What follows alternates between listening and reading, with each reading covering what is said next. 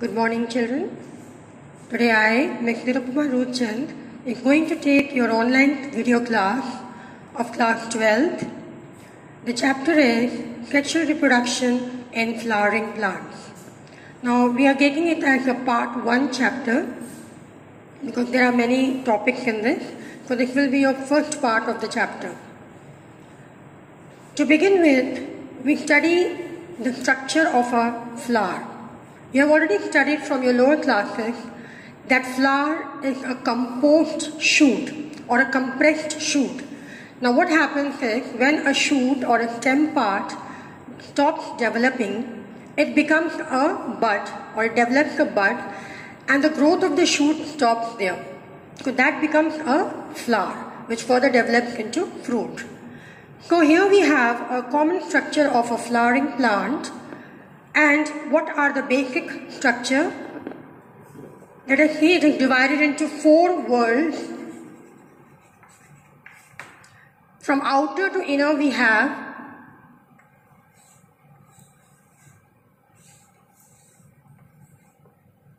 the sepals, then we have the colored petals, and then we have the reproductive whorls. Now the outer 2 whorls which are there, that is sepals and petals, they are considered to be as the non-essential whorls. The reason is because they do not take part in reproduction.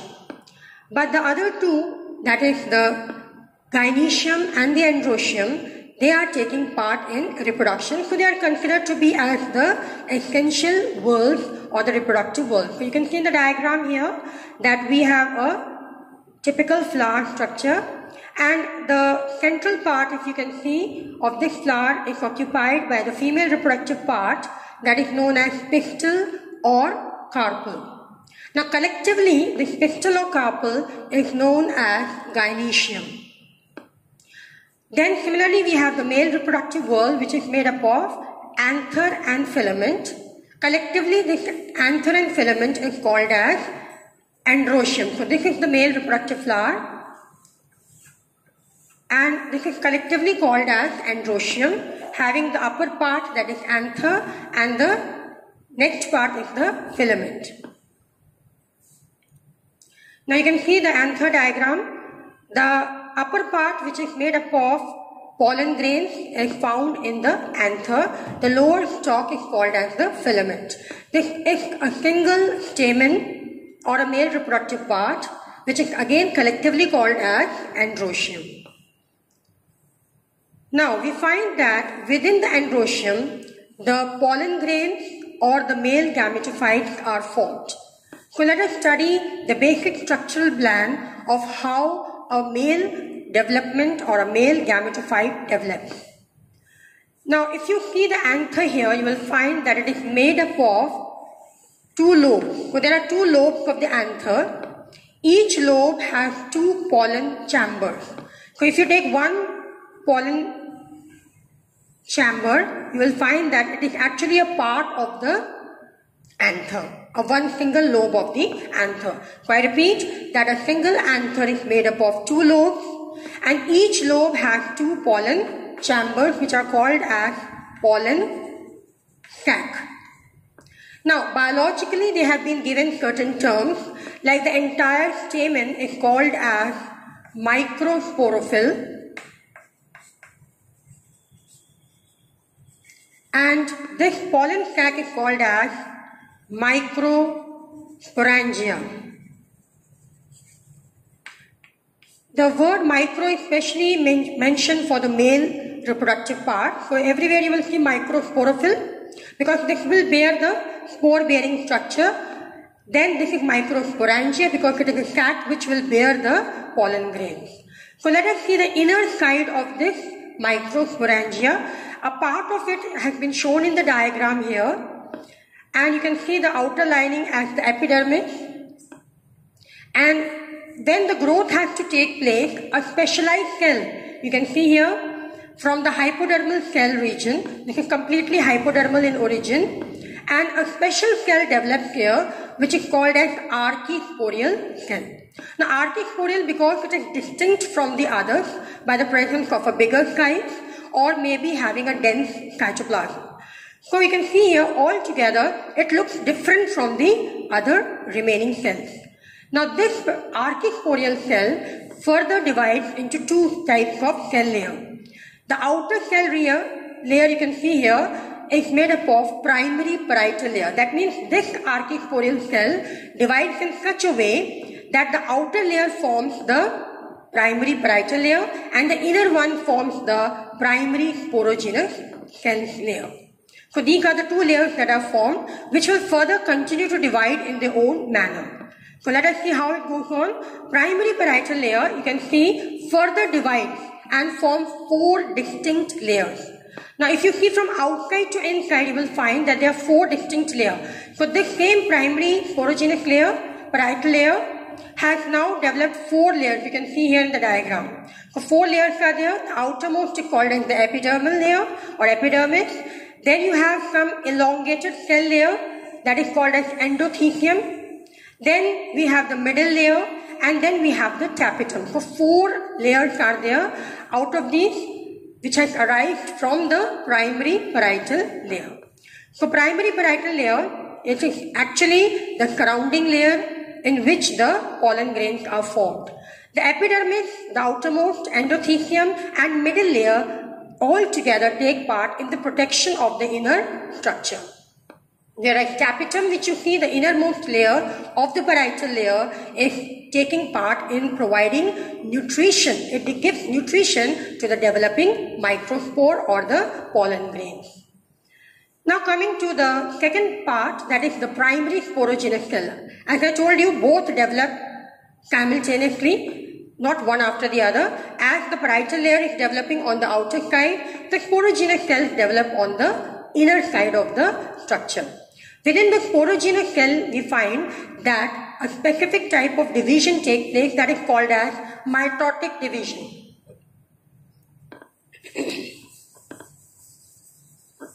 So now we find here that the sporogenous cells layer which is there, that will take part in mitotic division and will give rise to numerous microspore mother cells. Now each sporogenous cell divides mitotically, giving rise to two diploid. Now they are diploid in number and they are called as the microspore mother cells. And thereby each microspore, now numerous are formed, and from each microspore mother cell you will find a meiotic development take place, and this will give rise to 4 haploid tetrad structure. That means from each microspore mother cell 4 haploid structures are formed, which will remain as the microspore, or they are called as the microspore, or in common language we call it as pollen grains.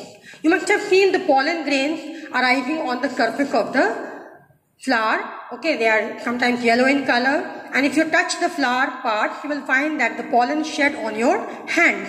So this is nothing, it is just the microspore which are formed by the meiotic division of the microspore mother cells.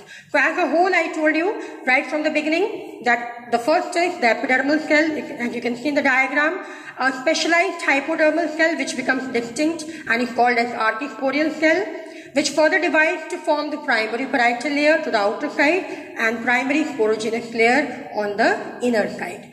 The outer parietal layer divides into 4 layers, as I have told you, epidermis, endothecium, middle layer and tapetum, whereas the sporogenous cells layer, they divide first mitotically, forming microspore mother cells, and further divides meiotically, forming 4 haploid tetrad structure. Now this is the diagram of a complete anther. As you can see, a mature anther is having a complete tough wall around it, and the inner structure, as you can see, numerous microspores are formed. Now when they become more in number, they burst open the wall of the anther. This is the structure of a single pollen grain. As you can see, a single pollen grain or a microspore tetrad. So you can see it is surrounded by an outer layer called exine and the inner layer called intine, and you have certain pores at distinct regions They are called as the germ pores. Then within the structure, we find that you can see initially this is the outer exine, intine and the inner structure. A single nucleus is there. This will further divide into two parts called as vegetative cell and the generative cell. Now the vegetative cell occupies a larger area, whereas the generative occupies only a smaller area. The generative cell divides into two further called as male gametes. Now these are the male gametes or the gametophytes which will further give rise to the or take part in the fertilization.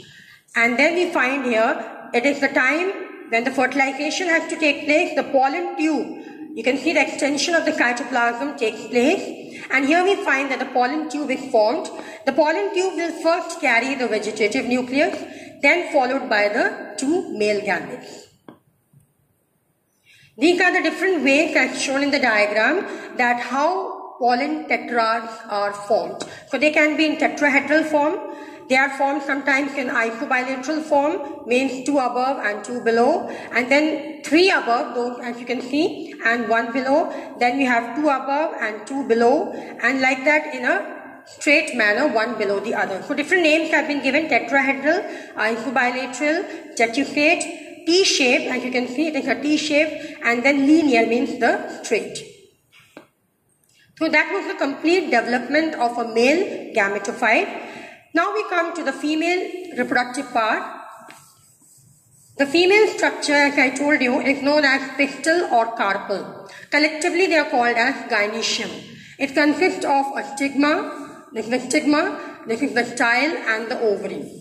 Now the ovary contains numerous ovules. Now we are going to study the flower in which we only study about one ovule. So there is only one ovule found in the diagram that we are going to study. So this is how we find only one diagram. This ovule. Now as we had this pistil, so we call it as megasporophyll. The complete pistil is called as megasporophyll. And similarly we find that this ovule is called as the megasporangia. Now what happens is, this megasporangia which is there, that is actually the ovule. Now the ovule take part in further divisions as you can see in the diagram here. If you take a single ovule, you will find they are made up of parenchyma cells as you can see in the diagram with the outer epidermal layer. Now again here also, like in the male, we find that a specialized cell becomes distinct, again called as archisporial cell. Okay, and then this archisporial cell further takes part in meiotic division. Now meiotic division involves the division of 4 haploid megaspore mother cells are formed. You can see in the diagram 1, 2, 3, 4. So in here in the female part, initially we have meiotic division. So 4 megaspore mother cells are formed, and out of these 4, 3 disintegrate. Disintegrate means they will destroy themselves automatically or disappear, and only one becomes functional. Only one becomes functional. Now this is called as the functional megaspore mother cell. I repeat once again, a single archisporial cell divides meiotically, forming 4 haploid structures which are called as megaspore mother cells, out of which 3 disintegrate and 1 functional remains as the functional megaspore mother cell. Now out of these 1 functional megaspore which is left here, it takes part in mitotic division around 3 times. So thrice it takes part. So at first time it forms 2 cells, then they will further divide to form 2. They will further divide to form. So all this is taking part in mitotic division, and this haploid megaspore mother cell keeps dividing 3 times mitotically, forming how many numbers? 1, 2, 3, 4, 5, 6, 7, 8. 8 nuclei are formed. Now these nuclei, 8 nuclei, are located in the ovule structure.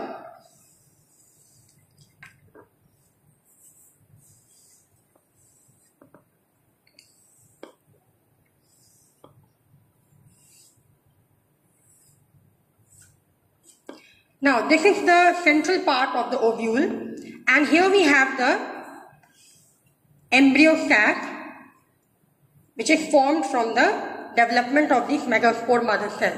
Now I was talking about 8 nuclei that are formed. These 8 nuclei arrange themselves in such a manner, as you can see in the diagram. The upper 2 you can see, they are called as the antipodal cell, and the lower 3 are called as the egg apparatus. The central is the egg, and the outer 2 are called as the synergens. So you can see the diagram also, and 2 polar nuclei in the center. Now it is this egg cell, children, that will take part in fertilization with the pollen grain or the male gamete. So here we have the complete diagram. As you can see, this is the embryo sac shown here.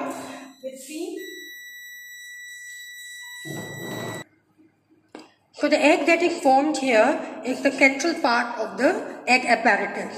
So the entire diagram you can see here, these are the integuments which surrounds the ovule. Then we have a stalk called as funiculus.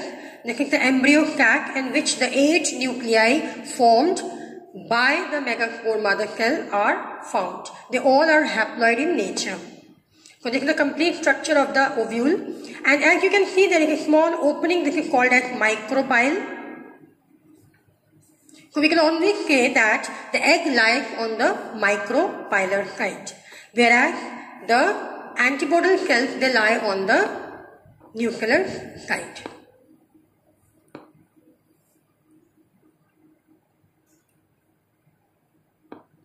Now, in this diagram you will see that how the male gametophyte enters or finds entry into the ovule. As you can see that diagram, it is from the porogamy. Porogamy means from the micropylar region. If the pollen tube enters from the micropylar region, it is called as the porogamy. If it enters through the chalazial part, that means the end here. So this is the chalaza. So if they enter from here, the pollen tube enters from here, then it is called as the chalazogamy.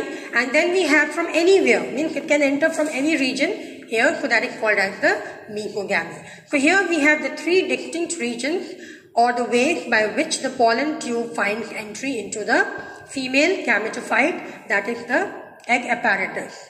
And then we find here, this completes your first part. In the concluding part, in the next chapter, we will be seeing the concluding part.